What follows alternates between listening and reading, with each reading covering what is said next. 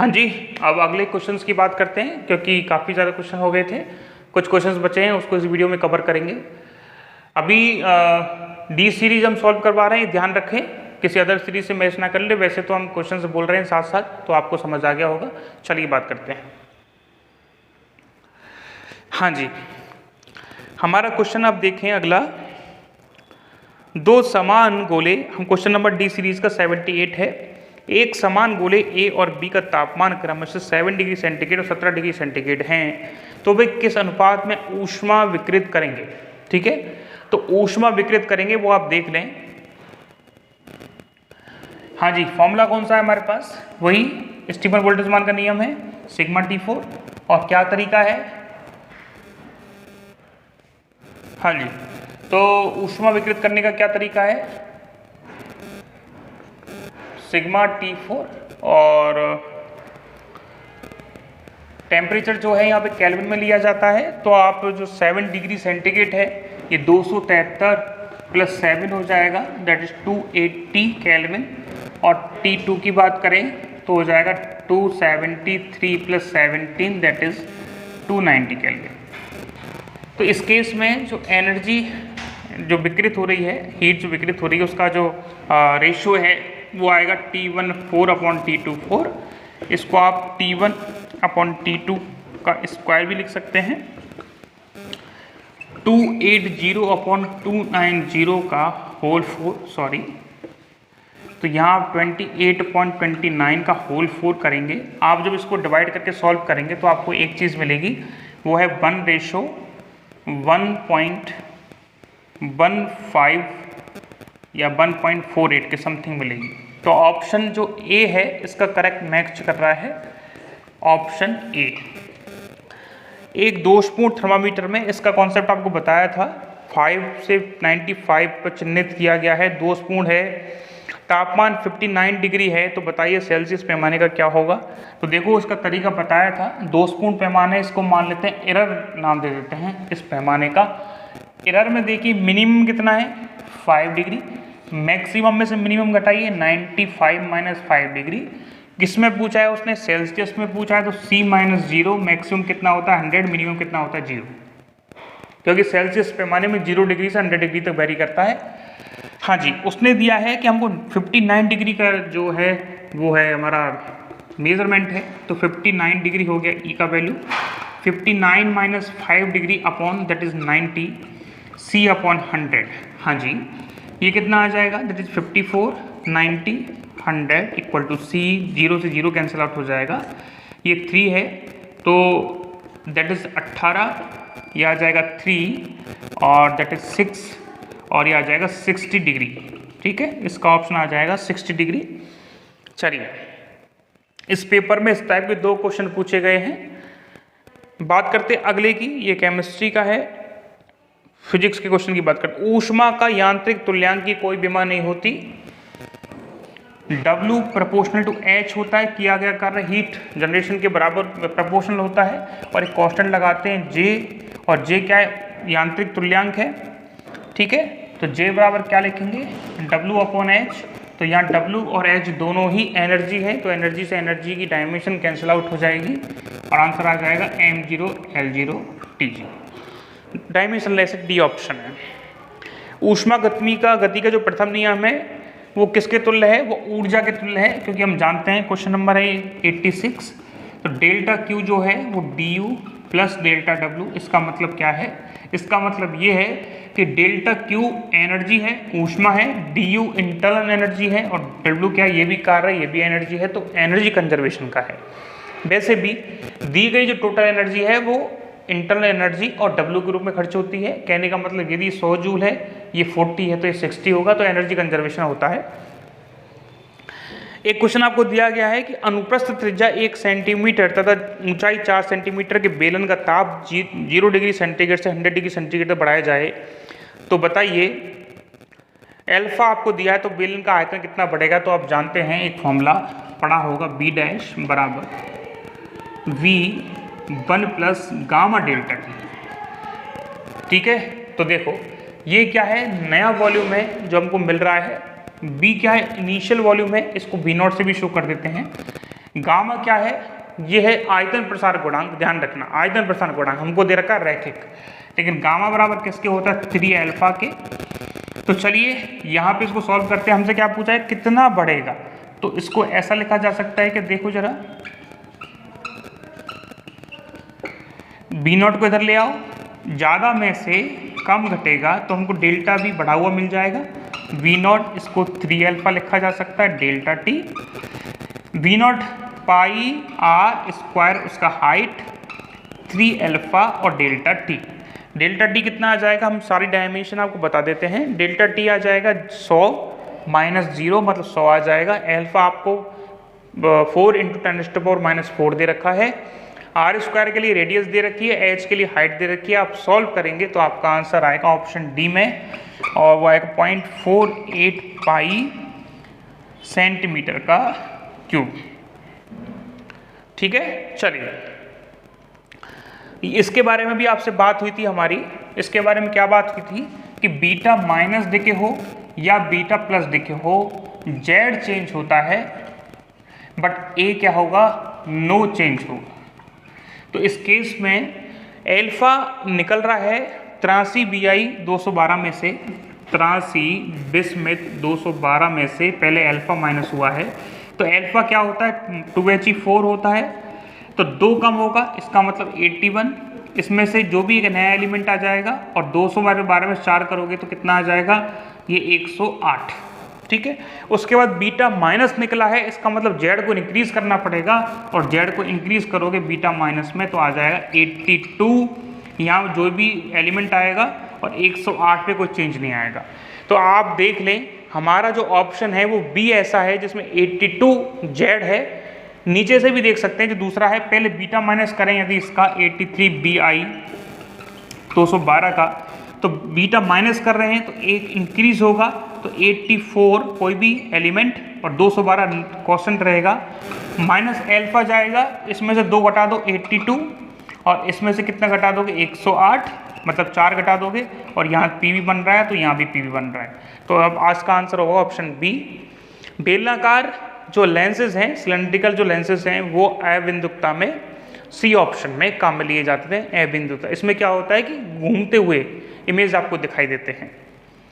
अगला क्वेश्चन पूछा गया है 5 ओम आंतरिक प्रतिरोध के गैल्वेनोमीटर की अधिकतम धारा 2 एम्पियर नापने की क्षमता है, 10 एम्पियर वाला आपको बनाना है, तो बताइए आप कितना रेजिस्टेंस लगाएंगे। तो पहली बात तो ध्यान रखो, यदि गैल्वेनोमीटर से अमीटर बनाना चाहते हो तो आपको रेजिस्टेंस को पैरेलल में जोड़ना होगा, और गैल्वेनोमीटर से वोल्टमीटर बनाना चाहते हो तो आपको सीरीज में जोड़ना होगा। ऐसा क्यों है, उसका भी कारण सुनो, कई बार पूछा जाता है। क्योंकि वोल्टमीटर जो होता है, यदि हम बात करें आइडियल वोल्टमीटर तो उसका रेजिस्टेंस होता है इनफाइनाइट, और बात करें यदि आइडियल एमीटर की तो उसका रेजिस्टेंस होता है 0। इसका मतलब अमीटर का रेजिस्टेंस जितना कम होगा हमारे लिए उतना ही ज़्यादा अच्छा होगा, और वोल्टमीटर का रेजिस्टेंस जितना ज़्यादा होगा वोल्टमीटर उतना अच्छा होगा। अब माना कोई गैल्वेनोमीटर है हमारे पास जिसका रेजिस्टेंस हम RG मान लेते हैं। अब हमको इसका रेजिस्टेंस गिरा देना है क्योंकि हमको अमीटर बनाना है, तो रेजिस्टेंस गिराने के लिए किस क्रम में रेजिस्टेंस जोड़ेंगे, दैट इज पैरेलल।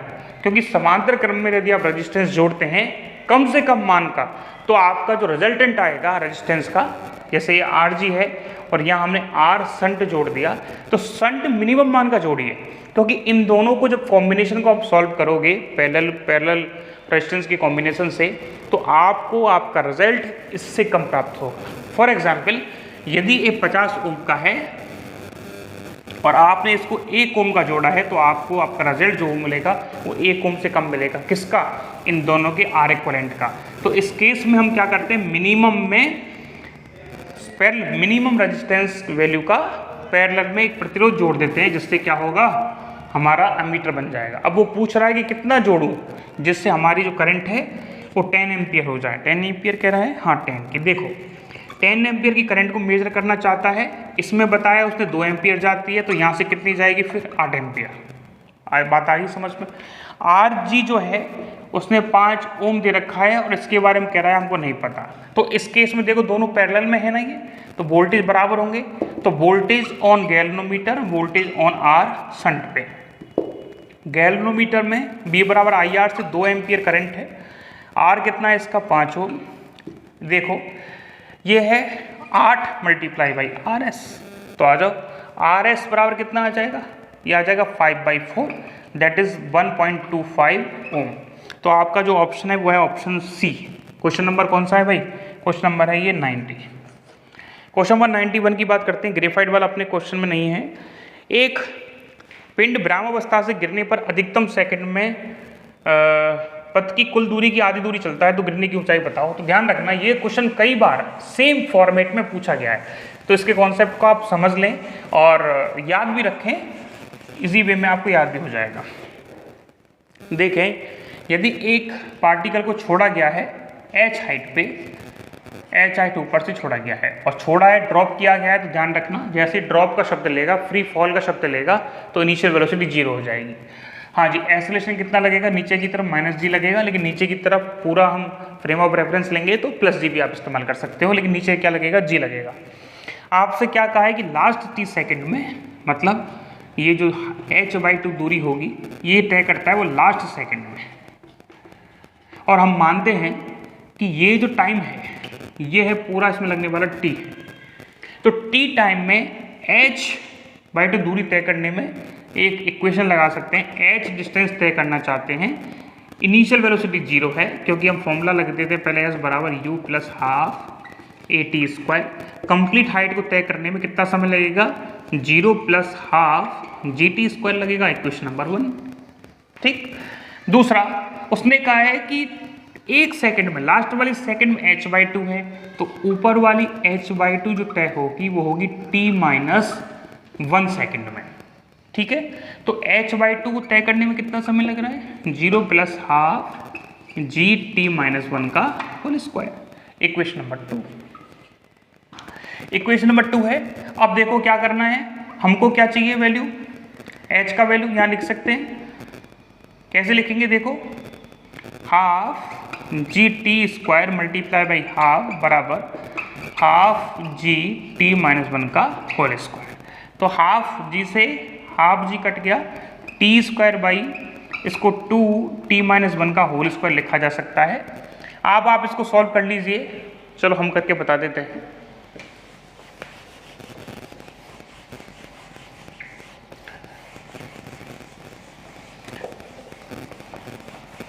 आपके क्वेश्चन पेपर में कैलकुलेशन जो है केवल एक प्रश्न में लेंथी दी है, बाकी का सारे इजी हैं। हाँ जी, इसका कैलकुलेशन कर रहे हैं, t² ये खुल के हो जाएगा t² + 1 - 2t, मल्टीप्लाई कर लीजिए 2t² + 2 - हाँ जी 4t। ओके, घटा दीजिए, कैसे घटाओगे, इधर आ जाएगा तो ये आ जाएगा 0 और t² 4t + 2, t² - 2t - 2t + 2 t-2, और आप इसको सॉल्व करना पड़ेगा आपको, है ना, इसमें श्रीधराचार्य मेथड भी लगेगा, तो आपको सॉल्व करना पड़ेगा इस आंसर को। सॉल्व करने के बाद एक टाइम आएगा, वो आपका जो आएगा उसको वैल्यू रखनी है हमको किसमें,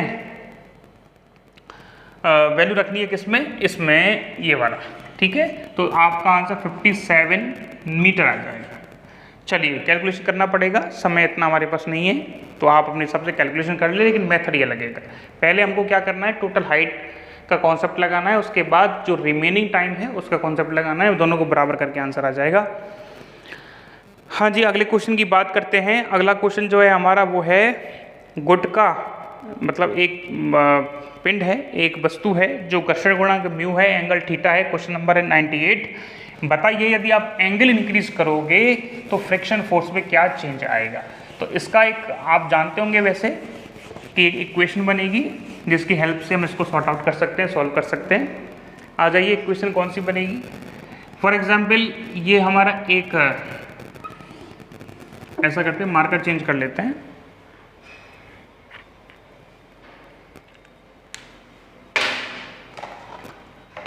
देखिए यहाँ हमारा कोई पिंड रखा है जिसका मास m है और ये एंगल थीटा है, तो नीचे की तरफ लगेगा mg और यहाँ क्या लगेगा रिएक्शन फोर्स, तो ये एंगल भी थीटा होता है। अब इसका इधर का जो कंपोनेंट है वो कितना होगा mg cos थीटा, ये जो कंपोनेंट है वो क्या है mg sin थीटा।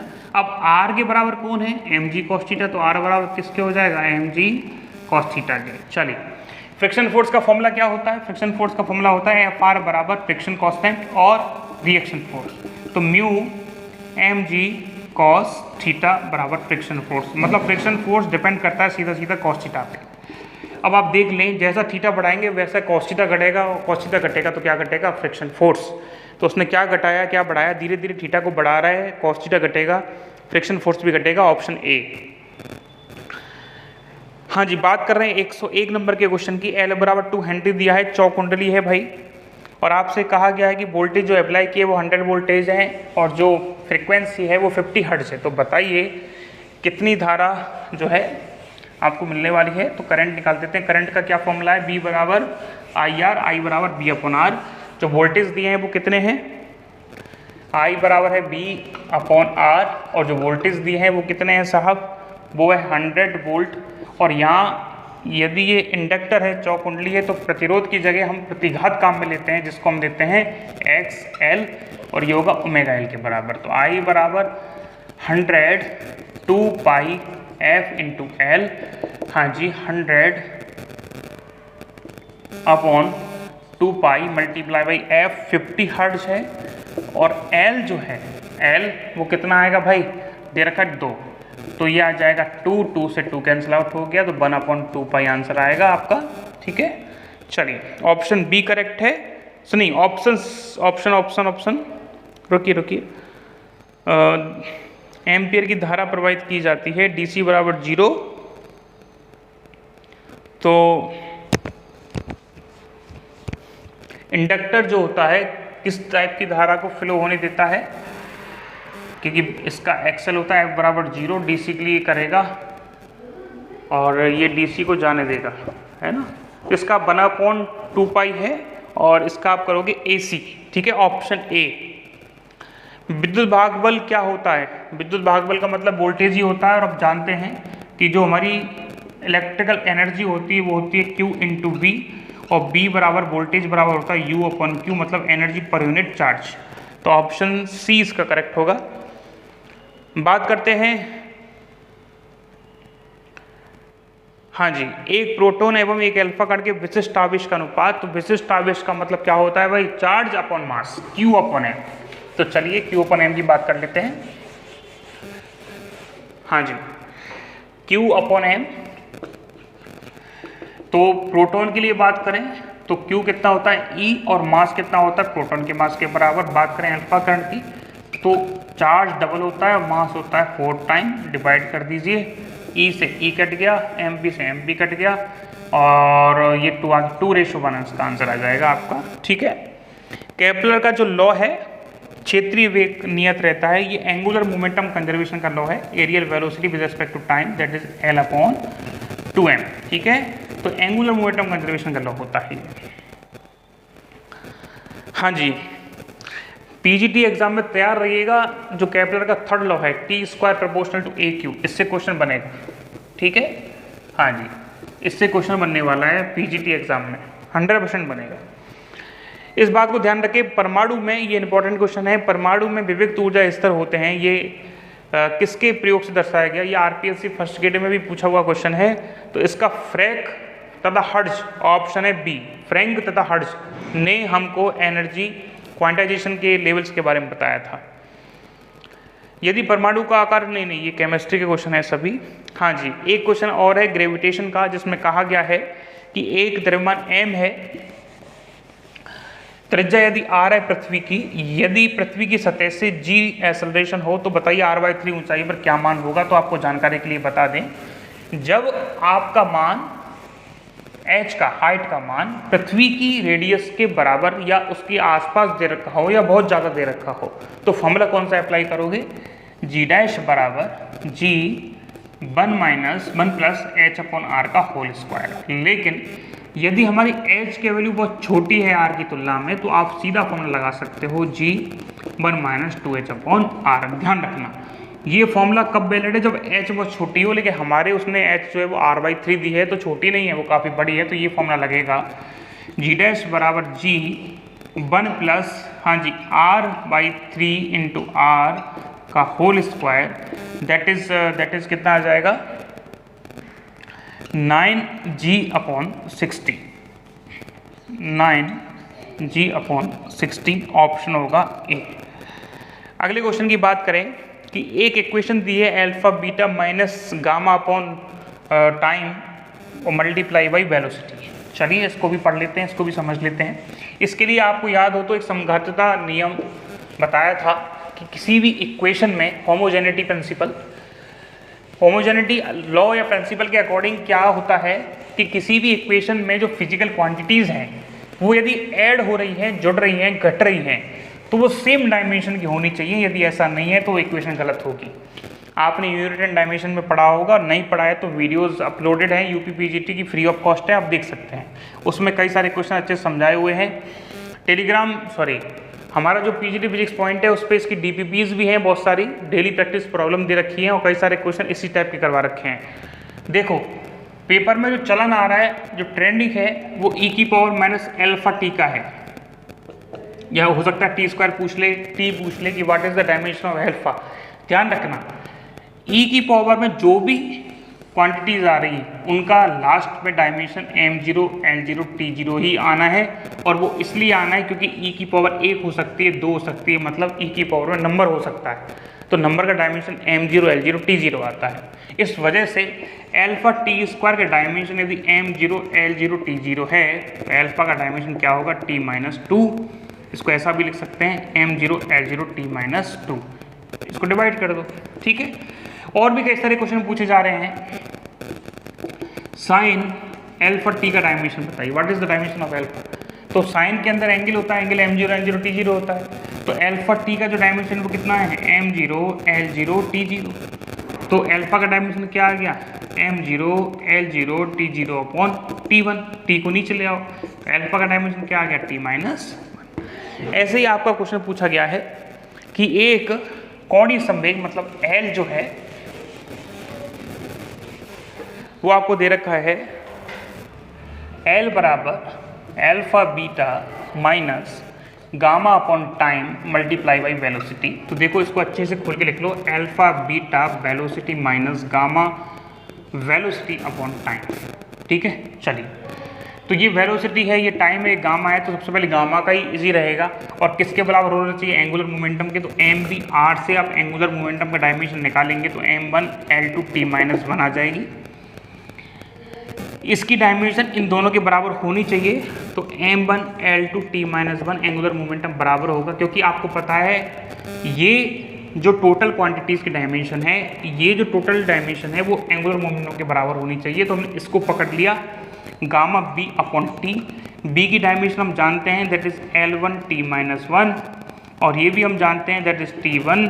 तो आप देखोगे इसको सॉल्व करोगे तो आपको पता चलेगा, हाँ जी m1 तो आ ही रहा है, l बनाने वाला है और t बनाने वाला है, तो गामा का वैल्यू आ जाएगा mlt और सॉरी और इसका जो ऑप्शन है वो b और c हो सकता है। लेकिन आप जब इनका मल्टीप्लाई करोगे, जैसे अब आप ऑप्शन से कर लीजिए क्वेश्चन को, यदि बी ऑप्शन लें हम, इसकी डायमेंशन m ले लें, इसकी l ले लें, इसकी l1 t-1 ले लें, तो आपको पता चलेगा m1 l2 t-1 मिल रहा है। इसका मतलब ऑप्शन बी इज करेक्ट होगा, हाँ जी। अगला क्वेश्चन है ए बराबर -kr वेक्टर के अनुरूप एक सरल आवर्त गति हो रही है तो कौन सा मान नेगेटिव होगा। तो देखिए आपको पता है कि यदि सिंपल हार्मोनिक मोशन होती है, पेंडुलम का एग्जांपल ले लेते हैं, तो इस केस में यदि ये आगे जा रहा है तो फोर्स हमेशा पीछे की तरफ लगता है नेगेटिव डायरेक्शन में। अब फोर्स नेगेटिव डायरेक्शन में लग रहा है तो एक्सेलरेशन भी नेगेटिव डायरेक्शन में होगा।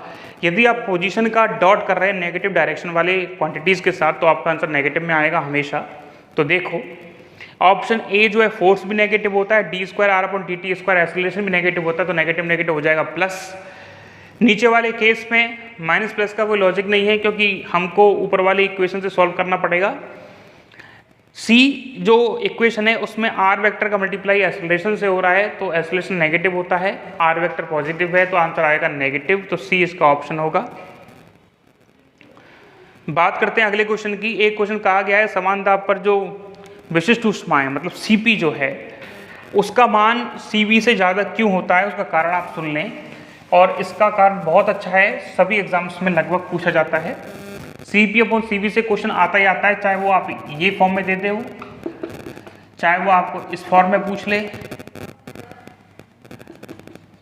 वो किसी भी फॉर्म में आपसे पूछेगा, या इस फॉर्म में पूछ सकता है,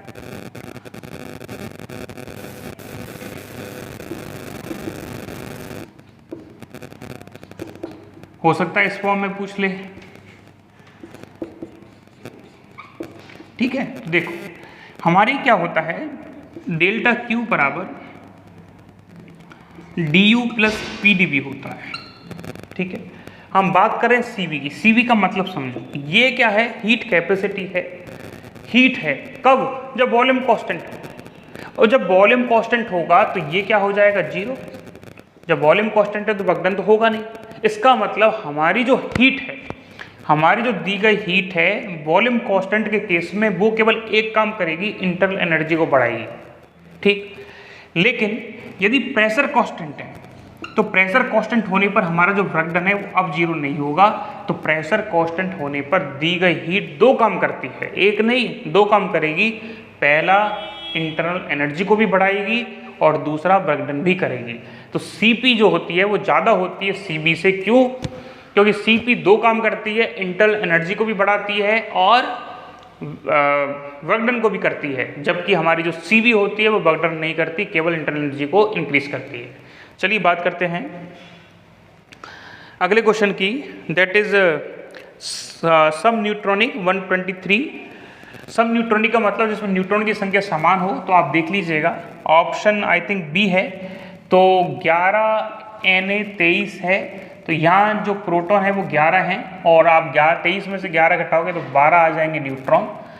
सिमिलरली 12 Mg24 की बात कर लें तो 12 क्या है, इसमें प्रोटॉन है, और 24 में से 12 घटाओगे तो 12 कितने आ जाएंगे, न्यूट्रॉन। तो न्यूट्रॉनों की संख्या समान जो है वो बी कॉम्बिनेशन में है। हाँ जी, 125 जो क्वेश्चन है उसमें पूछा गया है आपसे कि ठोस गोले का जो घनत्व यदि वो रो है, त्रिज्या r है, मास m है, तो r/2 दूरी पर केंद्र से बताइए कि r/2 दूरी पर आपको विभव निकालना है, फिर सतह के विभव से माइनस करके आंसर बताना है, डिफरेंस कितना आएगा। तो आपको बता दें, आ जाइए साहब। हाँ जी, मास m है, तो सतह पे यदि होगा, r रेडियस की सतह है, सॉरी r रेडियस दूर सतह है, तो यहाँ जो पोटेंशियल होने वाला है सरफेस पे माइनस Gm/r होता है। यदि वो r/2 से कह रहा है, तो यदि जो गोला है वो खोखला नहीं है, भरा हुआ है, डेंसिटी इक्वल है, तो फॉर्मूला लगता है पोटेंशियल का। हाँ जी, क्या लगता है, Gm/, क्या लिखेंगे, Gm/2r³ 3r² माइनस r²। उसने r का वैल्यू r/2 दिया है, तो minus 2r³ 3r² minus r²/4। आप देखेंगे इसको तो आ जाएगा माइनस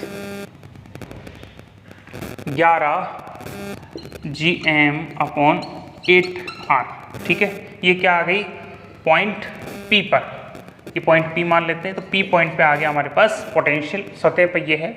हमसे क्या पूछा है उसने, हमसे पूछा है what will difference point P और सतह में माइनस करके बताओ। तो ठीक है, माइनस कर देते हैं, डिफरेंस ही तो पूछ रहा है आपसे। तो Vp minus V surface, Vp कितना है, माइनस 11 Gm/8r, Bs कितना है, Gm/r, लेकिन ये माइनस में है तो माइनस माइनस हो जाएगा, प्लस 11 Gm/r प्लस Gm/r, और आप सॉल्व कर लीजिए, 8r है। ठीक है, हाँ जी, तो आप इसको सॉल्व करेंगे, 8 इधर जाएगा तो माइनस 3 Gm/8r, ऑप्शन हो जाएगा इसका सी। तो आपने सभी क्वेश्चंस कर लिए हैं। ये क्वेश्चंस करवाने का जो टारगेट है वो ये है कि आप पीजीटी एग्जाम्स में अच्छे से परफॉर्म कर पाएँ। तो चलिए, और भी कोई क्वेरी हो, कई सारे क्वेश्चन पे आपको डाउट हो, कई सारे क्वेश्चंस के बारे में डिस्कस करना चाहते हो, तो आप हमको कमेंट बॉक्स में बता सकते हैं। प्ले स्टोर पे हमारा ऐप पीजीटी फिजिक्स पॉइंट है, आप उसको डाउनलोड कर सकते हैं। उसका बेनिफिट ये रहेगा, कई सारे वीडियोस, कई सारे एग्जाम पेपर्स, कई सारे क्वेश्चंस पेपर्स वहाँ हमने अपलोड किए हुए हैं। तो यदि आप उसको देखते हैं तो आपके लिए बेनिफिशियल है पीजीटी एस्पिरेंट्स के लिए। So thank you for listening me.